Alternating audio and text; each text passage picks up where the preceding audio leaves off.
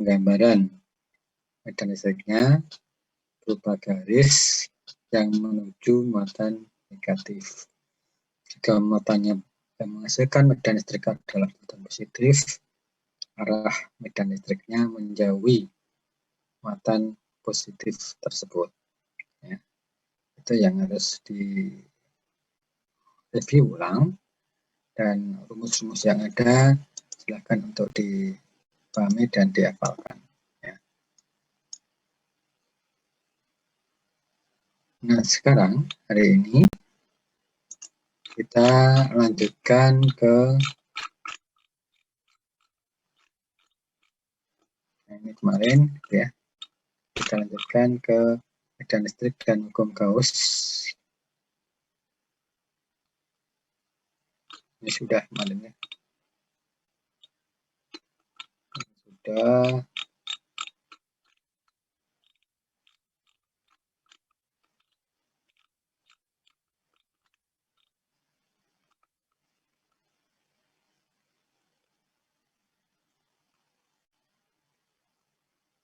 Ya, yaitu penghitungan medan listrik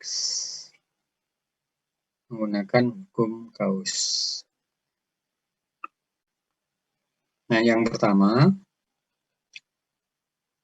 tadi garis gaya medan listrik sebenarnya adalah tidak ada garis beneran, yaitu hanya sebagai penggambaran bahwa medan listrik itu adalah sebuah vektor. Kalau vektor dinyatakan dalam arah, nah, arah berarti bisa digambarkan sebuah vektor, yaitu garis lurus dan tanda panah menunjukkan arahnya. Nah, kalau misalkan di dalam sebuah ruang itu ada medan listrik, buktinya apa di situ ada medan listrik? Salah satunya adalah bisa kita coba kita tempatkan muatan listrik di ruang tersebut. Jika muatan mengalami gaya seperti di kemarin, maka gaya sama dengan I kalikan E-nya. Jadi mengetahui di sebuah ruang ada medan listriknya adalah dengan menempatkan sebuah muatan. Jika muatan mengalami gaya listrik, maka ruang tersebut berarti ada medan listriknya. Nah, sekarang kita pelajari lagi baru, yaitu besaran yang namanya flux listrik. Flux simbolnya C, ya, simbolnya C begini. Secara matematis sama dengan perkalian dot dari medan listriknya dengan vektor luasannya. Ya, luasannya adalah luasan tegak lurus. Vektor luasan. Nah, ini adalah normal permukaan.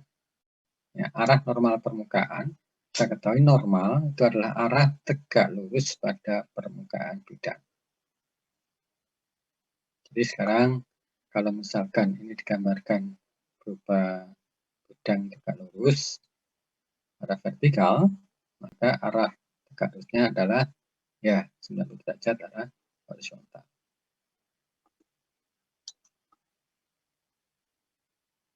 Jadi banyaknya garis gaya medan listrik yang menembus atau mengenai sebuah permukaan, itulah yang disebut sebagai flux. Kalau kita lihat dari batas matematis di sini, maka flux banyaknya garis gaya medan listrik yang mengenai permukaan atau yang menembus permukaan bergantung pada medan listriknya. Jadi di sini E, luas permukaan yang terkena garis gaya medan listrik.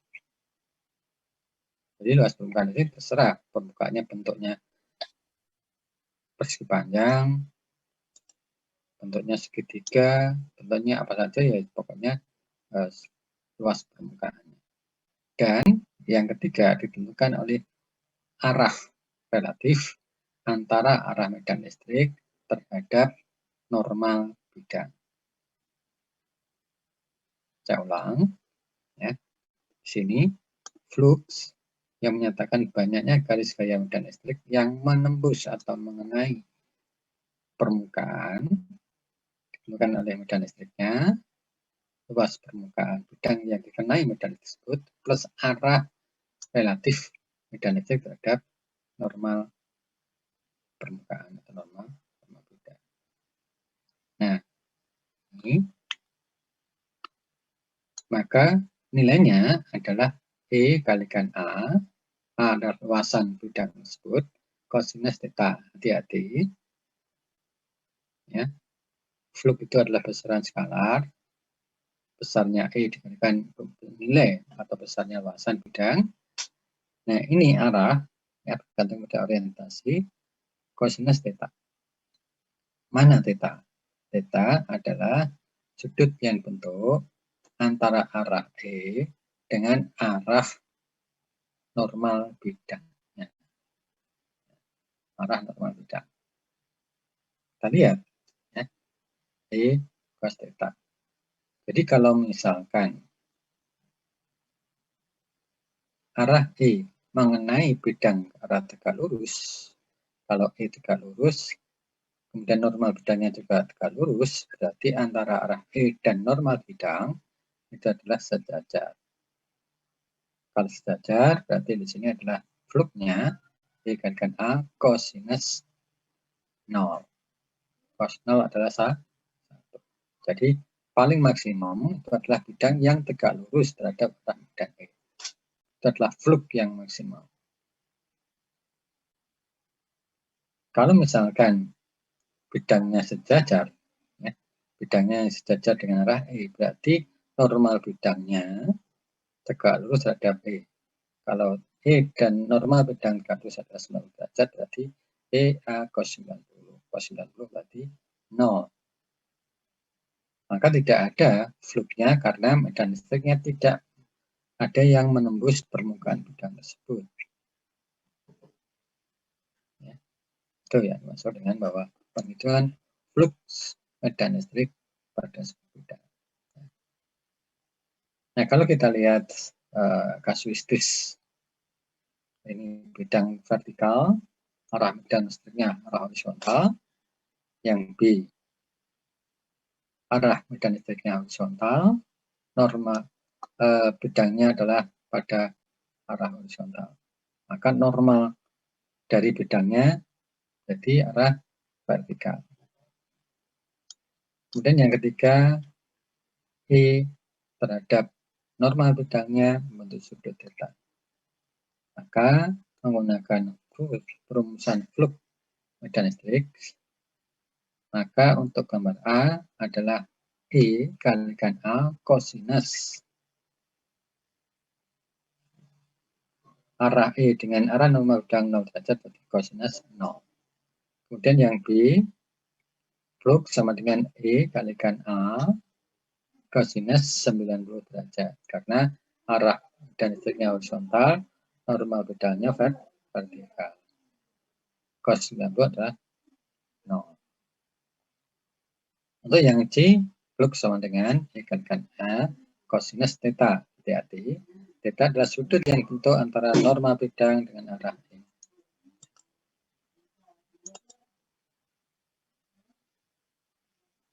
Itu kalau bidang permukaan yang dikenai atau yang terkena medan listrik itu adalah bidang-bidang yang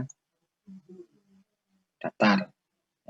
Bagaimana kalau permukaannya melengkung atau tidak beraturan? Ya, pokoknya ada luasan, bentuknya tidak beraturan.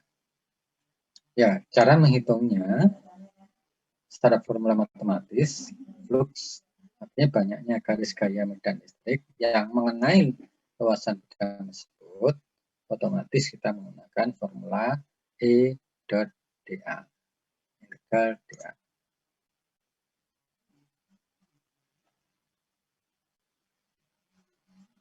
Nah, kalau luasannya tertutup, secara matematis di kalkulus atau matematika 1, di SMA kelas 3 juga pernah mendapatkan yang namanya integral tertutup dan disimbolkan dengan fungsi integral, kemudian di tengahnya ada lingkaran. Ini menyatakan bahwa kita mengintegralkan sebuah fungsi matematis sepanjang batas awal dan batas akhirnya berupa luasan tertutup. Luasan tertutup itu adalah kalau dari posisi awal kita bergerak melewati lintasan tersebut sampai kembali ke semula, itu adalah luasan tertutup. Ya, kembali ke posisi semulanya. Maka kurva atau lintasan yang kita lewati sampai posisi awal sampai akhir adalah kembali ke posisi semula, berarti luasan tersebut sebagai luasan permukaan tertutup.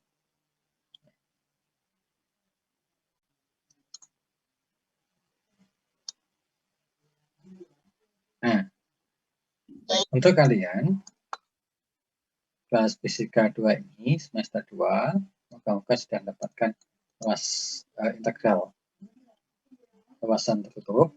Silakan dilihat gitu ya. Nanti di dalam latihan soal atau evaluasi, luasan tertutupnya adalah luasan yang kondisi beraturan. Ya. Luasan bentuk-bentuk yang sederhana. Ya. Tidak mengintegralkan fungsi integral matematik batas awal dan akhir diberikan, enggak. Ya. Sudah diberikan misalkan luasan tertutup dari permukaan bola. Jadi luas permukaan bola adalah kita ketahui. Kemudian luas permukaan kubus berarti ada 6 sisi. Ya, 6 sisi luas permukaan 6 sisi kubus dan seterusnya. Silinder berarti ya kulit silinder tersebut. Ya, tidak usah berikan repot-repot. Ya. Nah, perlu kamu ketahui bahwa fluk oleh muatan positif adalah garis-garis medan elektrik yang meninggalkan luasan permukaan tertutup tersebut. Ya, maksudnya kalau bentuknya 3 dimensi berarti volume luasan tertutupnya. Kalau fluk oleh muatan negatif, maka arahnya yaitu menuju muatan tersebut atau menembus luasan volume tertutup. Jadi ini yang harus kamu perhatikan. Jika muatannya adalah positif, maka arah medan listriknya menjauhi atau meninggalkan muatan tersebut. Sama seperti yang di pertemuan minggu kemarin.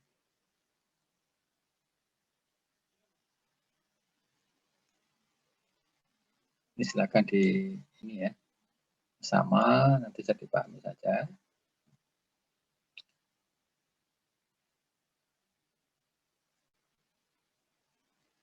Nah, ternyata ya, jika permukaan bola, perhatikan permukaan bola, kita bisa bayangkan sebuah bola, kemudian muatan di titik tengah. Jadi muatan positif berada di dalam bola. Nah, maka medan listriknya menjauhi muatan tersebut, menembus ke permukaan bola ke segala arah. Kalau muatan ditempatkan pada pusat bola, maka permukaan bola itu adalah jarak radiusnya sama.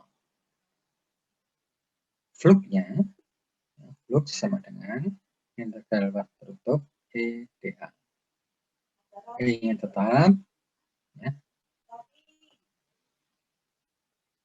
1/4 pi epsilon 0 dA per R kuadrat, karena kita punya rumusan volume ini, ya, maka luas permukaan bola itu adalah 4 pi R kuadrat. 4 pi R kuadrat. Jadi ini yang disebut sebagai oleh Gauss bahwa medan listrik yang melingkupi oleh muatan tertutup nilainya sama dengan muatan yang diselimuti atau dilingkupi luasan tersebut per epsilon 0.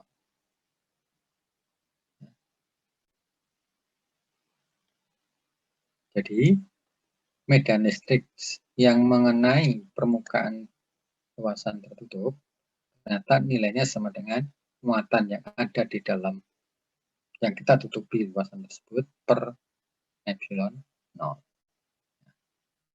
Ini asumsi bahwa ruangan itu berada di ruangan tanpa udara atau vakum dengan permilitas udara epsilon. Rumusan matematis silahkan diikuti saja pada saat belajar nanti. Lihat di mana sekali diikuti saja. Tetapi intinya bahwa banyaknya garis gaya medan listrik yang dihasilkan sebuah muatan dalam muatan positif mengenai permukaan tertutup, ya, nilainya sama dengan Hi per epsilon. Itu yang disebut dengan hukum Gauss. Kalau kita buat rumusan yang formula materi yang sederhana, flux listrik tadi adalah menyatakan banyaknya garis gaya medan listrik yang melalui permukaan tertutup atau menembus permukaan tertutup, nilainya sama dengan sigma muatan yang ada di dalam luasan tersebut per epsilon 0. Nah, jadi integral tertutup dA nggak usah dipikir karena ini adalah pelajaran di matematik, di fisika sekarang, ya. Tinggal mengingat bahwa nanti diberikan luasan-luasan benda-benda yang berukuran teratur atau yang beraturan.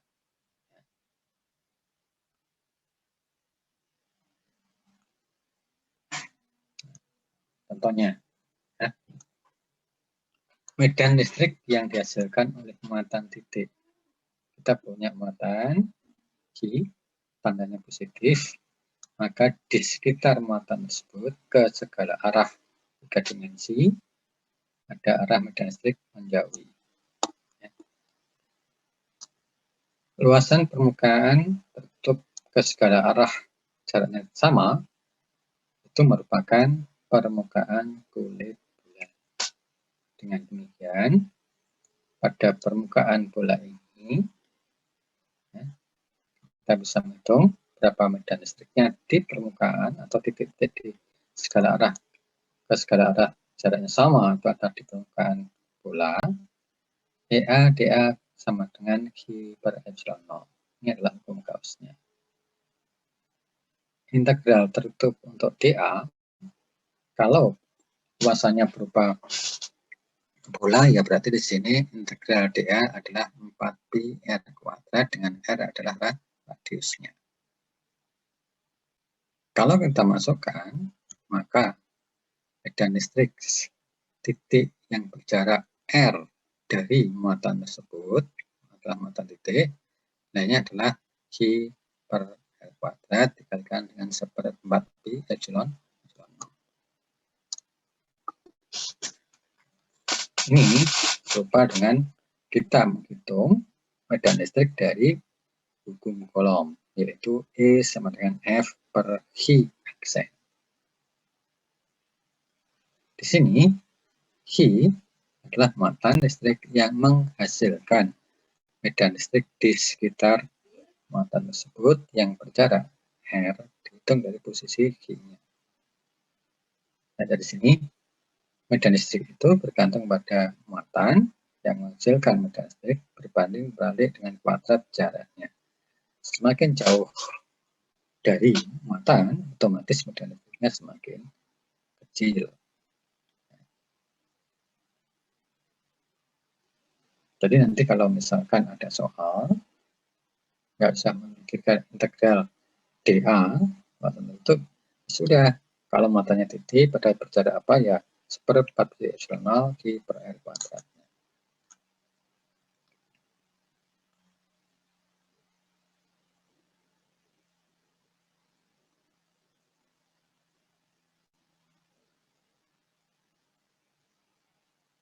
Nah, saya kira ini sama tadi, ya.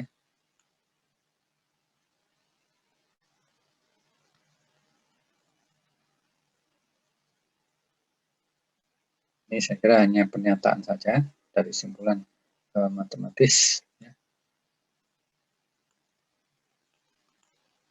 Sekarang, implikasi hukum Gauss, di mana hukum Gauss adalah penghitungan banyaknya garis gaya medan listrik yang menembus luasan tertutup sama dengan Q per epsilon 0. Nah, bagaimana implikasinya kalau medan listrik itu dihasilkan oleh konduktor dan isolator? Perlu kita ketahui yang konduktor yaitu seperti yang saya jelaskan di pertemuan pertama, bahwa konduktor itu adalah sebuah material, sebuah bahan yang di dalamnya banyak muatan listrik yang bebas bergerak. Bahan yang muatannya dapat bergerak secara bebas. Pada saat kita berikan beda potensial listrik, maka di material tersebut ada medan listrik. Muatan yang mendapatkan pengaruh medan listrik akan mengalami sebuah gaya. Muatan punya massa dikalikan gaya, maka dia akan bergerak.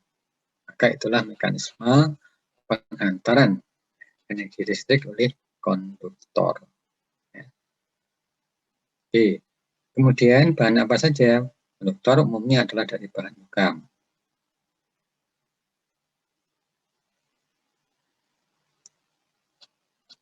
Ini yang poin 2, yang warna merah. Untuk konduktor bermuatan, dalam keadaan statis, jadi di sini muatannya tidak bergerak, belum ada medan listrik dari luar, maka semua muatan berada di permukaan konduktor.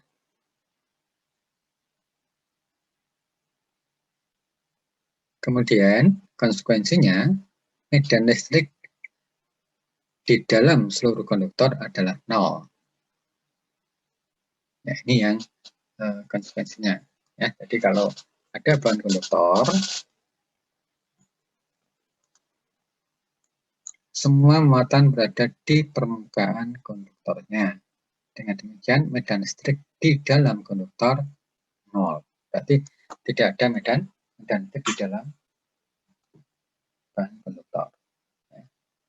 Dua ini, jadi kita punya penghantar itu. Untuk menghitung medan listrik ada, nanti kita bahas konduktor dan isolator. Konduktor yang mudah menghantarkan energi listrik karena di dalamnya ada muatan yang relatif bisa bergerak bebas pada saat kita berikan beda potensial. Kalau kita berikan beda potensial, artinya di dalamnya ada medan listrik. Kalau muatan mendapatkan medan listrik, maka dia mengalami gaya. Massa punya gaya, berarti dia akan bergerak dengan dipercepat. Ya. A sama dengan sigma F per M sesuai dengan hukum kedua. Konsekuensi dari muatan pada konduktor yang berada dalam permukaan, maka di dalam konduktor medan listriknya 0.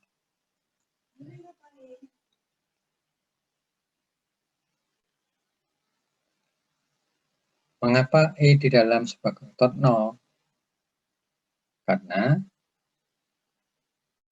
diawali bahwa konduktor penuh dengan elektron bebas yang mudah bergerak bebas, maka jika E bukan 0 di dalam daerah, maka elektron akan berada di sana merasakan sebuah kekuatan E. J kalikan E dan seterusnya adalah F-nya. Ya, Q kalikan E. Dan mulai akan bergerak. Tapi untuk kasus yang statika, ya, statika itu berarti elektron di dalam konduktor tidak sedang bergerak. Artinya keseimbangan antara E sama dengan di mana-mana di dalam konduktor ini. Jadi ini nggak bisa terlalu dipahami kalau memang agak kesulitan, tetapi yang jelas medan listrik di dalam konduktor adalah 0.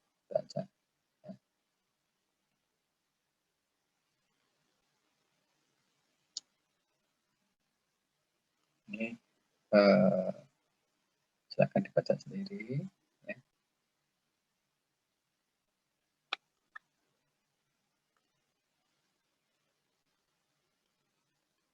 Sekarang ke medan listrik untuk isolator. Ya, untuk isolator.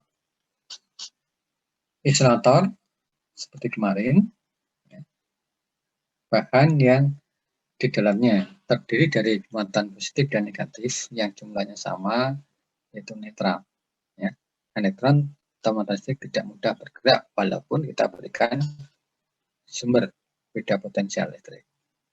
V sama dengan E kalikan D. Kalau kita punya pengantar panjangnya D, ya, D itu distance, gitu ya, maka di dalamnya akan muncul E. E sebagai V per D. Ya. E medan elektris dengan beda potensial listrik per D-nya. Jadi kalau kita menghubungkan kabel dengan kutub positif dan negatif, itu artinya kita memberikan beda potensial listrik. Kalau kita berikan beda potensial listrik, maka dalam bahan tersebut muncul medan listrik yang misalnya E sama V per D. Nah, bahan insulator muatan Q didistribusikan seragam ke seluruh bola.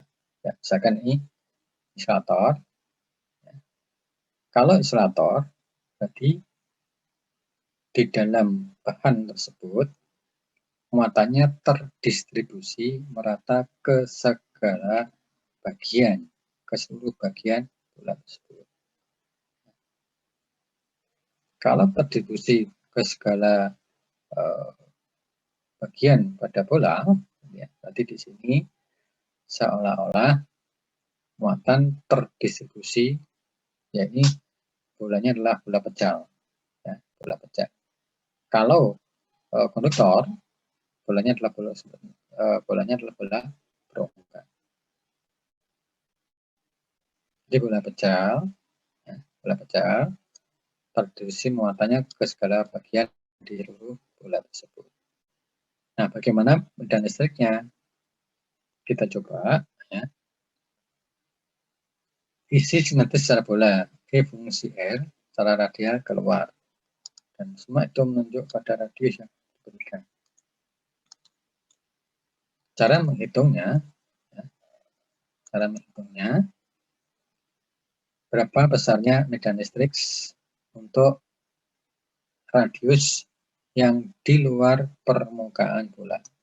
Ini bolanya, radiusnya adalah R, ya, R kapital.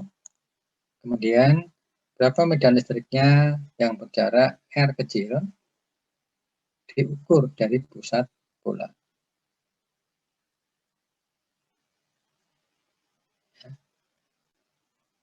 Kita coba menggunakan hukum Gauss. Flux itu adalah medan listrik dikalikan dA. dA, luasan tertutup, itu luasan yang melingkupi, yang menyelimuti. Bahasanya melingkupi atau menyelimuti, ya.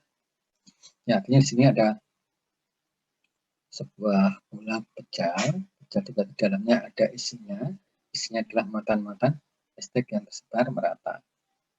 Untuk menghitung berapa medan listriknya di luar bola tersebut, ya, luar bola, maka kita membuat luasan tutup yang berupa luas permukaan bola dengan radius R kecil.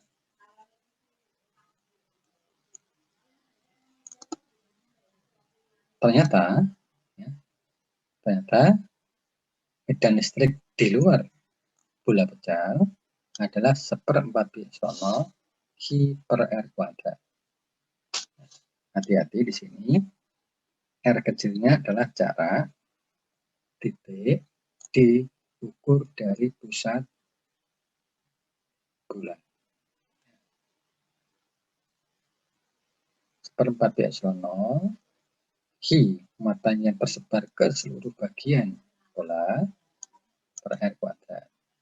Nah, di sini vektor satuan, dasarnya berarti arah radial, ya, yang dekat tembus permukaan yang luar ini.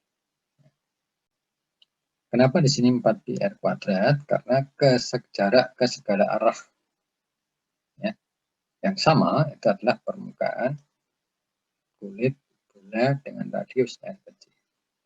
Yang nilainya luas permukaannya adalah 4 pi R kuadrat. Dengan demikian, semakin jauh dari pusat bola, berarti R kecilnya semakin besar, maka medan listriknya semakin kecil. Oke. Kemudian, bagaimana kalau di dalam bola?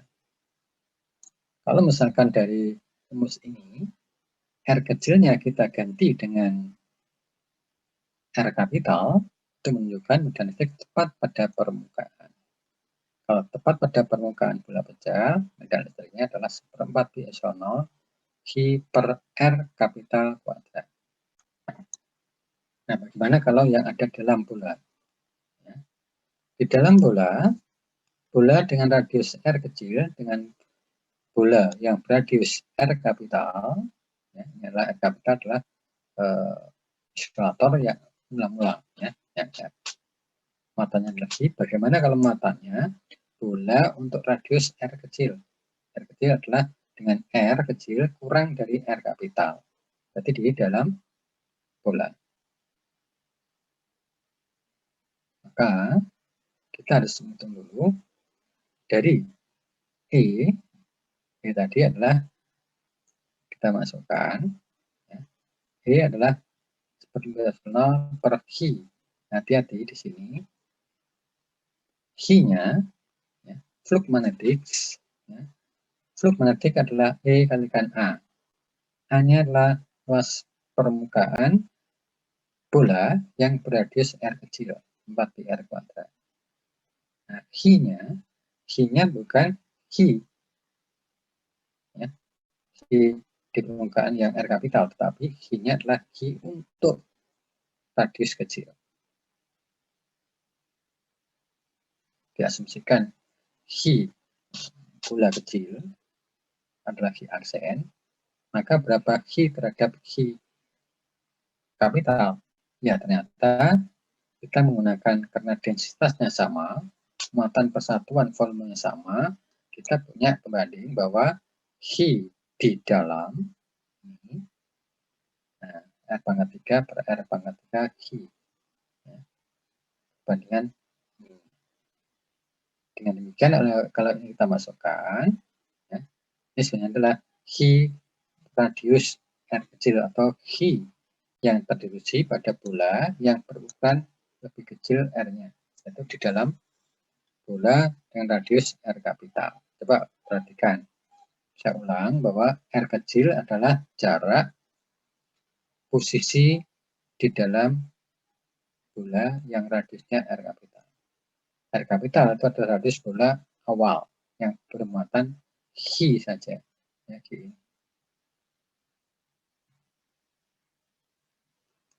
Hubungan antara Q aksen atau Q pada bola kecil atau bola yang di dalam bola ini, di dalam bola dengan Q adalah perbandingan R pangkat 3 per R pangkat 3. Caranya gimana? Ya kita gunakan kalau kita bandingkan, ya, bahwa Q itu adalah rho kalikan V. Q sama dengan rho adalah muatan persatuan volume, V-nya adalah sesuai dengan volumenya. Volume untuk bola kecil adalah 4/3 pi radius kecil pangkat 3.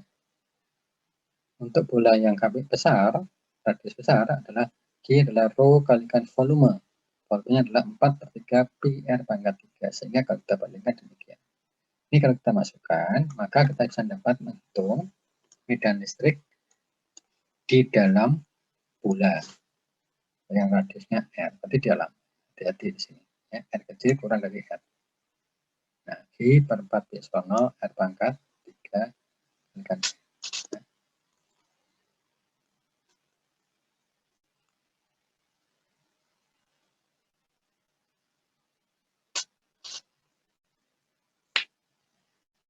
Ya, ini hanya penggambaran jika R kapitalnya adalah A.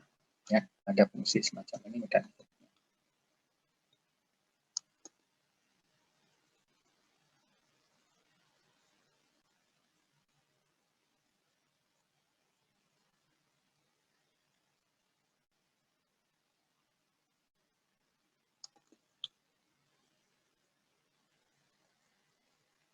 Ya, ini silahkan nanti didiskusikan dengan asisten hari Rabu nanti asistensi dengan materi bab pertama.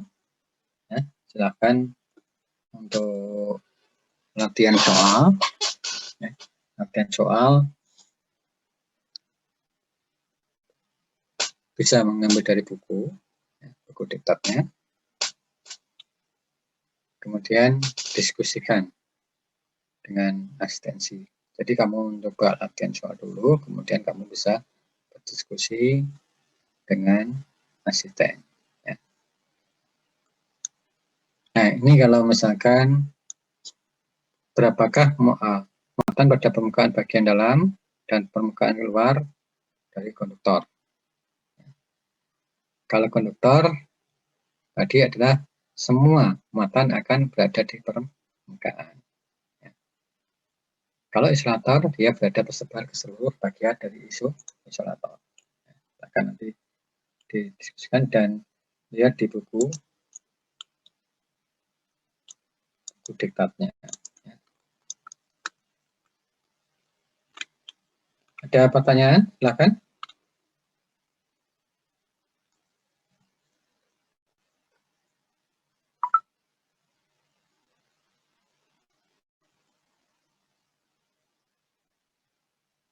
Halo? Ada? Tidak, Pak. Ya, nanti silakan bisa dilihat di buku. Ya. Di bab 1 itu ada latihan soal. Silakan untuk ini buku diktatnya sudah punya ya? Sudah, Pak. Sudah, Pak. Ya. Sudah ya? Sudah, Pak. Iya.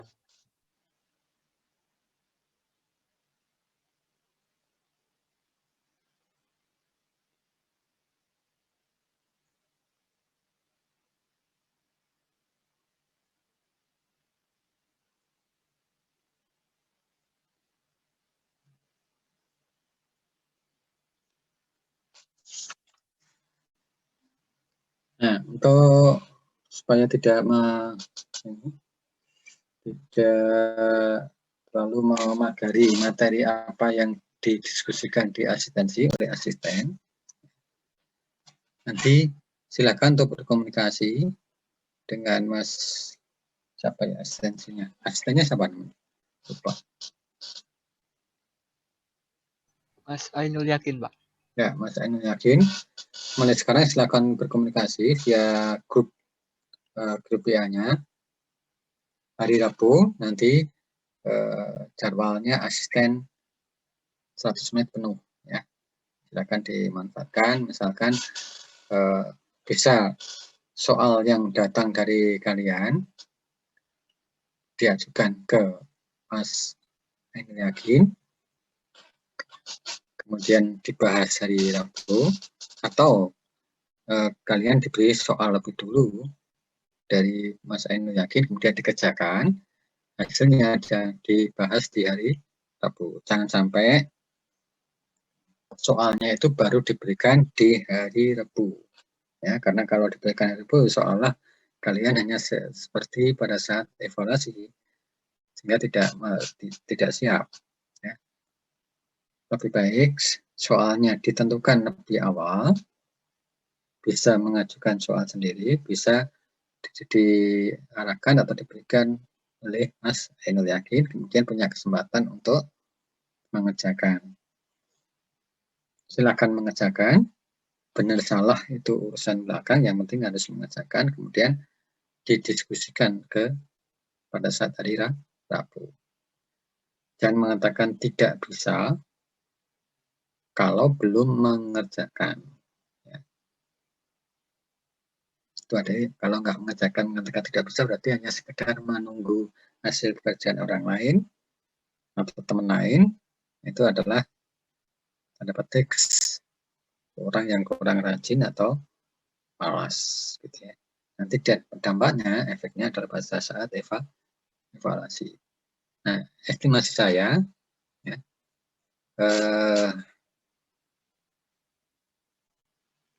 minggu depan saya berikan tugas gitu ya. Tugas kecil untuk bab 1 ya, tugas kecil untuk bab 1 setelah asistensi berlangsung hari Rabu ya. Nah, nanti mengerjakannya yang pada saat kuliah, kemudian silakan dikumpulkan gitu ya. Jelas sebelum UTS itu ada tugas sekali, kuis sekali, kemudian ETS. Demikian pula untuk semester 2 setengah semester berikutnya. Oke, memang materi listrik magnet itu adalah materi fisika yang relatif sulit karena objeknya itu tidak bisa dipegang langsung. Gitu ya. Kemudian cara penyelesaiannya, fenomena fisik dinyatakan dengan formula matematik.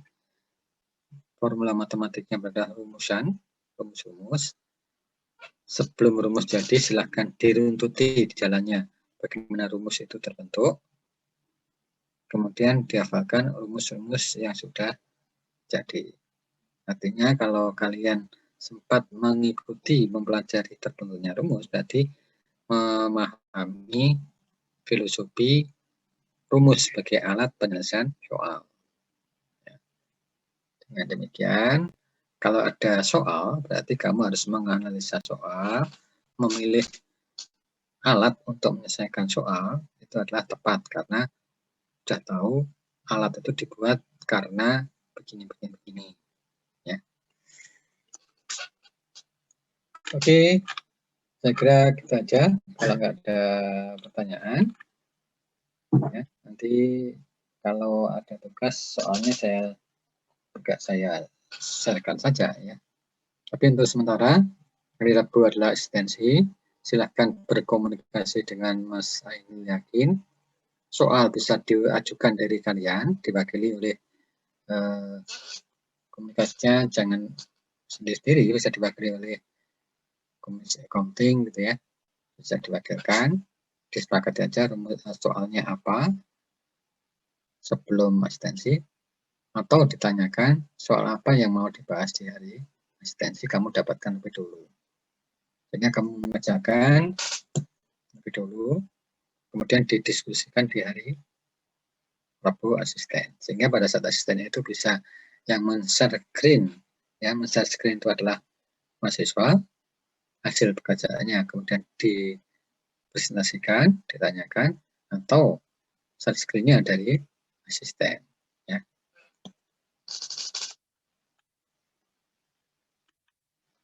Saya kira gitu aja dulu kuliah kita, mulai sampai tahap listrik statis sampai penghitungan medan listrik, ya, menggunakan hukum Gauss.